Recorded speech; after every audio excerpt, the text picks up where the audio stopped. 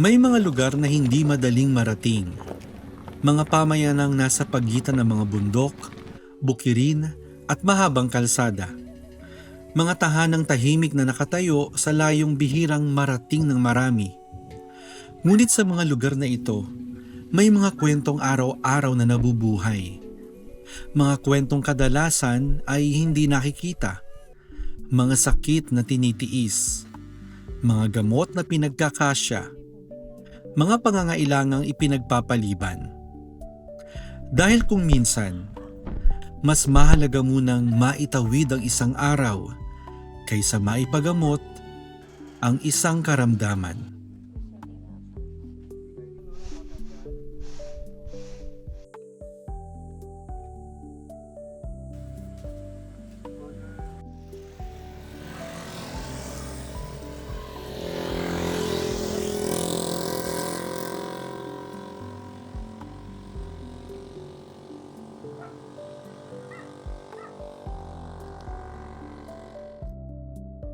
Sa bayan ng Sison, Pangasinan, 28 barangay ang bumubuo sa komunidad.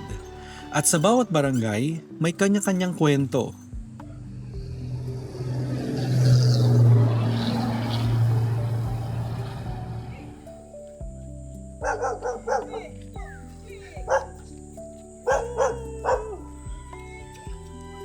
Sa edad na 70, ang bawat araw para kay Lola Teofila Solis sa isang patunay ng katatagan. Sa lupang kanyang kinagisnan, marami na siyang nakitang pagbabago.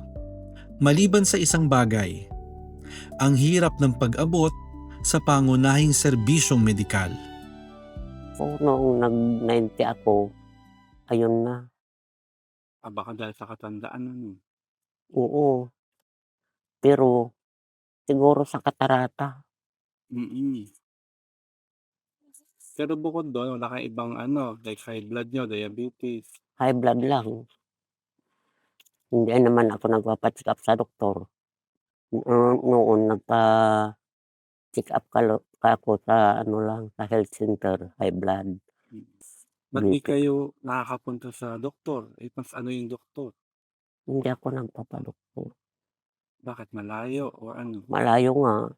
Tapos, Magpasahe pa ako ng 150.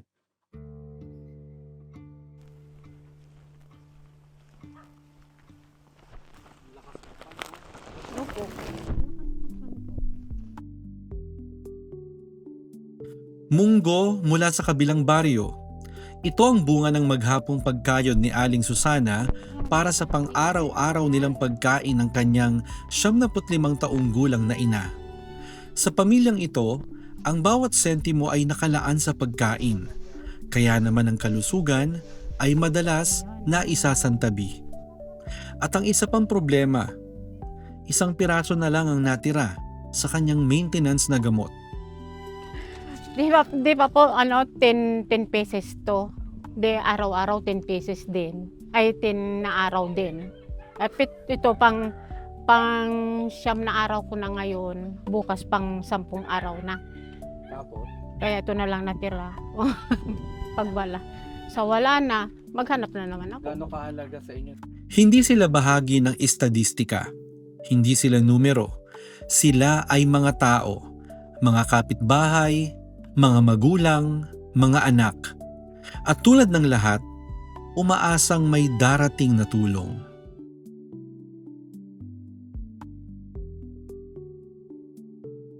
Ngunit paano maaabot ang 28 barangay? Paano mararating ang mga lugar na bihirang puntahan? At paano matutugunan ang pangangailangan ng libo-libong residente? Noong Abril ng taong 2026, isang kahilingan ang ginawa. Isang kahilingang hindi para sa iisang barangay. Hindi para sa 5, hindi para sa 10, kundi para sa lahat. Isa pong paglalambing, Kuya Daniel, na sana meron po kaming 28 barangays at hinihiling ko po kasi ngayon po ang nasilbihan po natin ay ang poblasyon sentral na barangay po ng amin pong bayang Sison at inihiling ko po sana sa 28 na barangays ay mapagbigyan din po kami sa ganito pong serbisyo. Alam niyo po, ang sasabihin ko po sa inyo ito. Yun pong mga hindi humihiling, pinupuntahan po namin eh.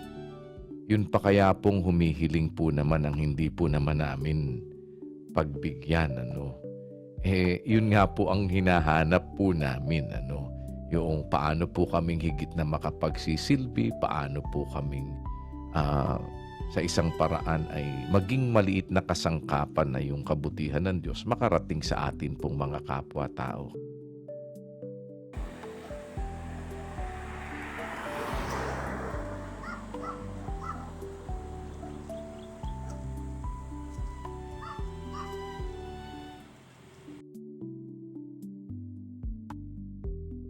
Isa, dalawa, tatlo, apat, lima, anim, pito. At habang lumilipas ang mga linggo, unti-unting naaabot ang mga lugar na minsan tila napakalayo. Barangay patungo sa isang barangay, pamilya kasunod ng isang pamilya, kwento pagkatapos ng isang kwento.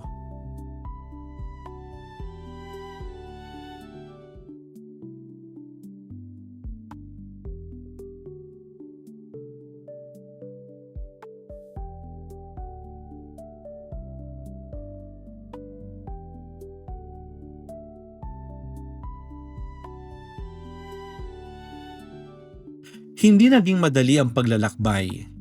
Ngunit sa bawat paghinto ng MCGI Mobile Clinic, may mga taong naghihintay. May mga matang umaasang muling makakakita ng malinaw. May mga ngiting matagal nang hindi na ipapakita. At may mga pusong muling nabibigyan ng pag-asa.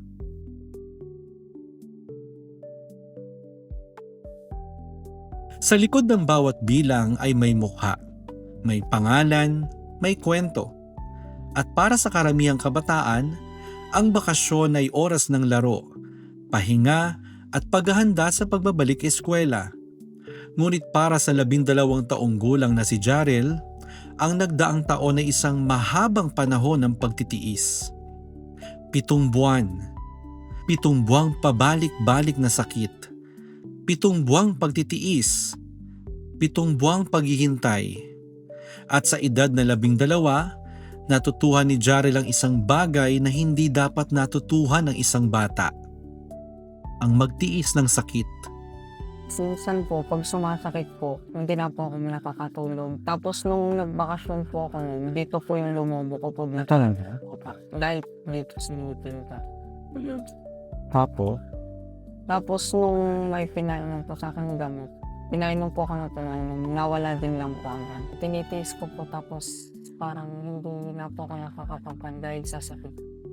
Mula pa noong November 2025, pabalik-balik ang matinding sakit ng kanyang ngipin. 7 buwang pagtitiis dahil sa kawalan ng sapat na kakayahan para sa pagpapagamot. Kinakabahan naman ang nanay ni Jarel. Umaasang sa pag-uwi nila mamaya, masisilayan na niya ang mga ngiting matagal nang naitago ng hapdi. Sana po mabunot. Mabunot na yung ngipin. Sana may naman po, sana hindi sila magkasakit. Tapos, patuloy lang po yung pag-aaral yung mabuti. Kahit kami kinabahan. 2 beses na kinuha ang vital signs ni Jarel. Chinek ang blood pressure at timbang. Lumipas ang ilang minuto. Lumabas ng mobile dental clinic si Jarel na tila nabunutan ng tinik.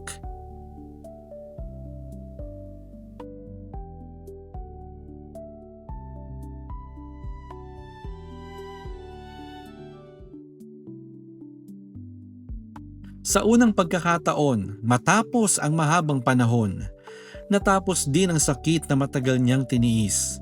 Isang simpleng bunot ng ngipin para sa iba, ngunit para kay Jarel at sa kanyang pamilya, isang problemang matagal nilang ipinanalangin na matapos. Malaking tulong po kasi natanggal na po yung problema niya. Na halos ilang ano na. Ilang Buwan buwan na ba na. At si Jarel ay isa lamang sa libu-libong kwento na nakasalubong sa paglalakbay na ito. Mga kwentong nagpapaalala kung bakit mahalagang may taong handang tumugon kapag may nangangailangan. Kamusta naman po ang pagpapatingin ng sa mata? Ano? Mabuti naman, doktor. Binilagay sa'yo, nakakita ka. Nakikita ako ng malayo, Dati, maliwanag rin. dati hindi. Dati hindi ako makakita ng malayo. Nakakuha na rin si Aling Susana ng kanyang maintenance na gamot at mayroon pang dagdag na vitamins. Sa loob ng 3 buwan, libu-libong residente ang napaglingkuran. Marami ang nakatanggap ng konsultasyon. Marami ang nabigyan ng gamot. Marami ang nakapagpagamot. June 17, 2026. Nakumpletong ikutin ng MCGI Mobile Dental and Optical Clinic Unit No. 1 ang 28 barangay sa Sison, Pangasinan. Parang kahapon lang nung tayo po ay magkausap na magpapasimula tayo sa 28 barangay ng ating pong medical mission. Subalit sa awa at tulong po naman ng Diyos, ay nakaraos po tayo. At least po kahit na paano'y nakakurot tayo doon sa 24,871 na pagsilbihan po naman sa pamamagitan po ng medical mission po na ito na ipinahintulot po ninyo na amin po namang maisagawa dyan sa inyong bayan. Salamat po muli dahil ito po ay kinikilala naming pagkakataon na yung amin pong pananampalataya ay aming maipractice. At yan po ang aming lagi po naman na sinisikap na mapagtulong-tulungan sa karangalan ng Panginoon. Kaya masaya po kami madinig ang pasasalamat natin sa Diyos na ating kinikilala. Hindi po baling kami ay walang kwenta, nasa isang tabi lang, subalit atin pong higit na makita na ang Diyos ay mabuti, ang kanyang kagandahang loob ay magpakailanman. Muli po, sa ngalan po ng members ng Church of God International, ay nagpapasalamat po kami una sa Panginoon at sa inyo pong lahat ng mga opisyal ng bayan po ng Sison, Pangasinan. At muli po, ito ay magiging panibagong pagbubukas ng daan at pintuan sa atin upang patuloy tayong mag-ugnayan sa ikabubuti po ng ating mga kababayan. 28. Sa iba, isa lamang itong numero. Ngunit para sa bayan ng Sison, Pangasinan, ito ang bilang ng mga barangay na isa-isang narating, mga tahanang napuntahan, mga pamilyang napakinggan, mga pasyenteng napaglingkuran, at mga buhay na naabot. Mula Abril hanggang Hunyo ng taong 2026, walang barangay na naiwan. 28 barangay, 28 pagkakataon upang maglingkod, 28 paalala na sa kabila ng layo, hirap at pagsubok, may mga taong handang tumulong. At higit sa lahat, may Diyos na hindi nakakalimot.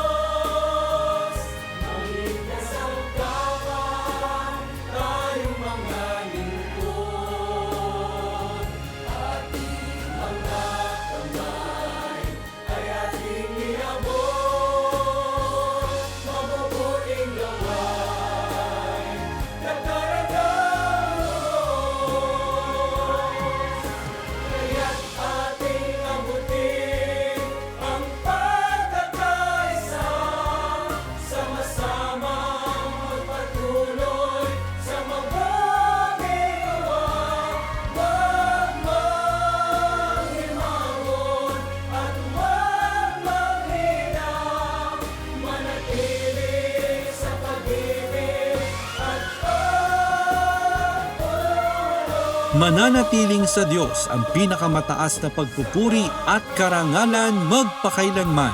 Salamat sa Diyos!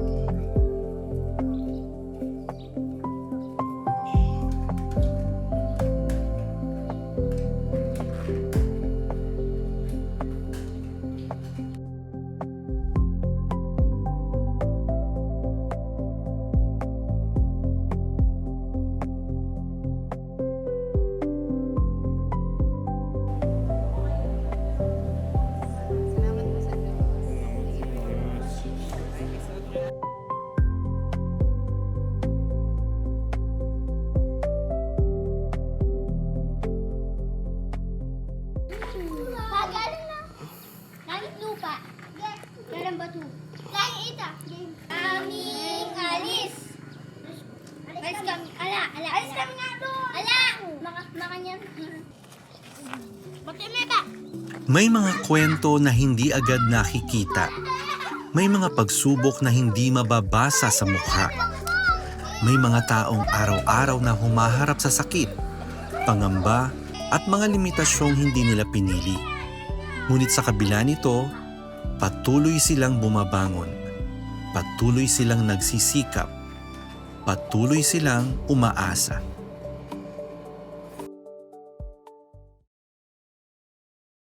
Bale, ipinanganak na po talaga akong inborn. Sabi po ng mga doktor.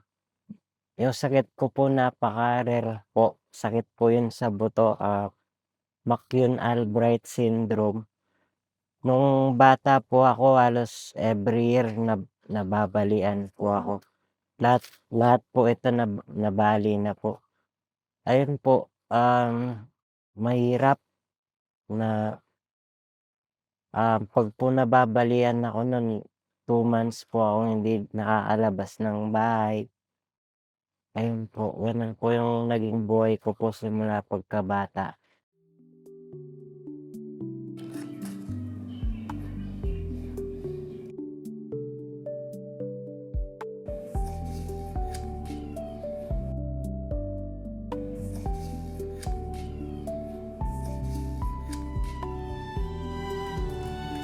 Hindi lahat ng sugat ay nakikita. May mga sakit na habang buhay ng daladala. May mga tanong na matagal na ring hinahanap ang sagot.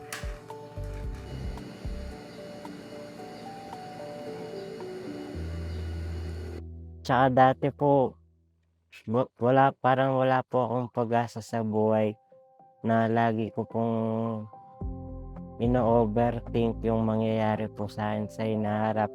Kasi sabi rin po ng doktor na parang wala daw pong gamot yung sakit ko po. Meron lang pong mga maintenance na vitamins.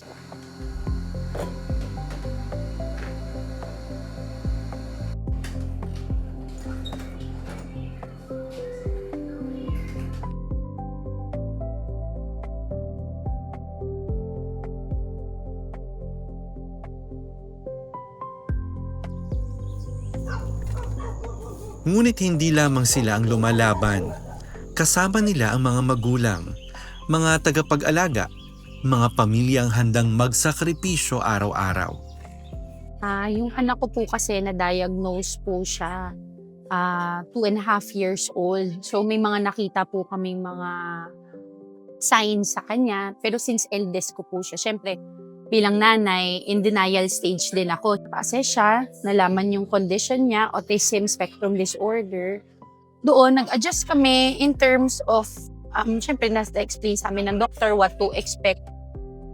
Pangunawa talaga. May mga times na parang bigla na lang siyang magwawala. And ako bilang nanay, syempre, aminado rin ako, may mga times na parang hot-tempered din ako na parang naiinis na rin ako kasi masyado siyang hindi nakikinig or parang grabe kong magwala, ganun. Pero yun nga, dahil sa aral, tsaka yun, bumabalik din ako din sa basic na may disability yung bakit yun.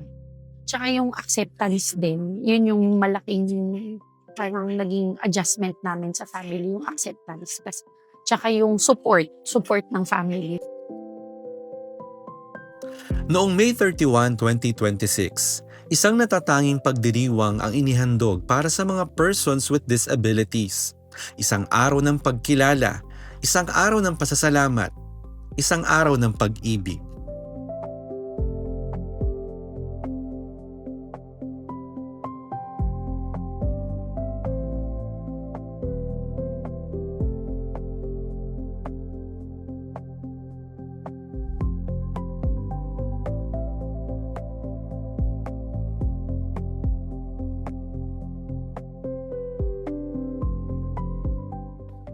Sobra po saya. Grabe po saya ako.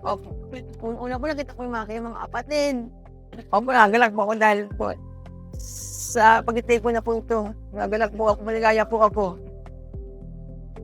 Nakita ko ng aking mga kapatid na mga katulad ko may diferensya, may PWD. May iba po mga kanya-kanya po sila mga depresya, sakit.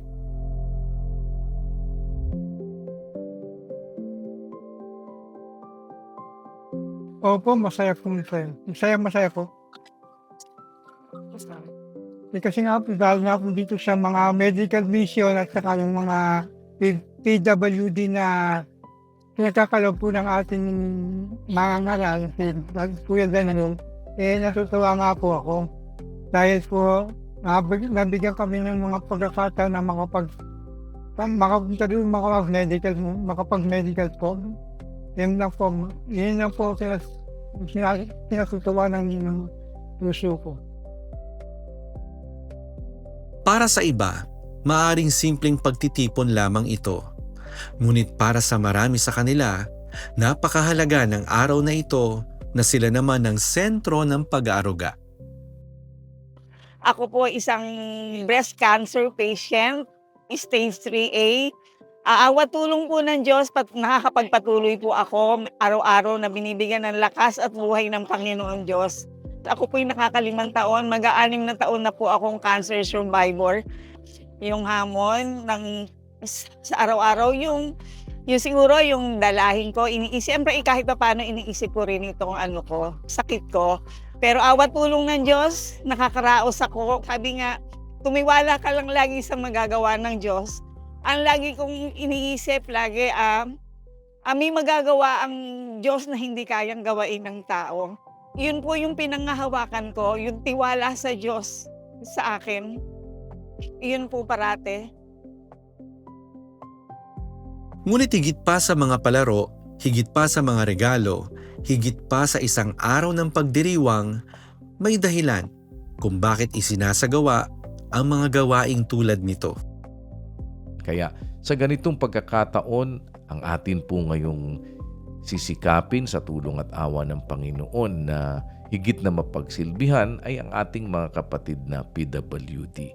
Salamat po sa Diyos sa mga kapatid na tumugon upang tayo po ay sama-samang makapaglingkuran, at sa ating mga kapatid na mga PWD, ito po ay araw na iniaalay namin para sa inyo, iniaalay ng kapatiran para sa inyo, sa karangalan ng Diyos na ang kanyang kabutihan ay makarating sa bawat isa sa atin, sapagkat ito ay bahagi ng ating pananampalataya na ang pag-ibig ay hindi sa salita lamang kung hindi sa gawaan, wika at katotohanan.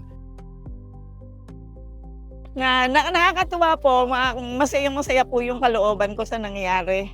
At nakikita ko hindi lang po ako sa pangkalahatan na po na nandito. Alam ko po na hindi lang ako, pati sila. Talagang nag-uumako po sa galak na nagbigyan po ng tulong. Hindi lang po yun, pati yung aming isipan. Tulong tayo sa pagdadala ng ating pasanin at ang utos ng Panginoon. Sama-sama nating sundin. May mga pagkakataong ang pinakamalaking tulong ay hindi nasusukat sa halaga, hindi nakikita sa bilang, hindi natatapos sa isang araw, kundi nararamdaman sa puso. Katulad ko pong may depresya, ganyan. Siguro po kung wala pong ganitong samahan, siguro po talaga po akong patay, siguro po. Kasi po mahirap lang po ako, wala pong kapagamot sa akin eh. Wala na po akong magulang, wala na po. Kung sila tinawag niya po kung ito kalagayan na. Ito ang pinakadiwa ng araw na ito. Hindi lamang pagtulong, hindi lamang pag-aaruga, kundi pagpapaalala na ang bawat isa ay mahalaga, na ang bawat isa ay may halaga, na walang sino man ang dapat maiwan. Patuloy nating ipadama sa isa't isa ang ating sama-samang pagsunod sa aral ng Diyos na tayo ay Mag-ibigan ng mga magkakapatid, maglingkuran ng mga magkakapatid, mag-alalayan at magtulong-tulong. At ito'y bahagi ng atin pong pagsunod sa aral ng ating Panginoong Hesukristo. Kaya sa lahat po ng mga nakikipagkaisa ng paggawa, sa lahat ng mga kapatid na sumasampalataya, sa lahat ng ating mga kapatid na PWD, araw po na ito ay para sa inyo. Sa mundong madalas tumitingin sa kanilang mga limitasyon, may mga taong piniling makita ang kanilang halaga. Sa mundong madalas magtanong kung ano ang kanilang kakayahan, may mga pusong piniling mahalin sila bilang kapwa. At sa isang araw na puno ng ngiti, pag-aaruga at pagmamalasakit, muling napatunayan ng isang bagay. Na ang pag-ibig ay walang pinipiling kalagayan, walang pinipiling edad, walang pinipiling kakayahan. At para sa bawat kapatid na kaisa sa pananampalataya, iisa ang mensahe. Hindi ka nag-iisa. Mahal ka at hindi ka nakakalimutan.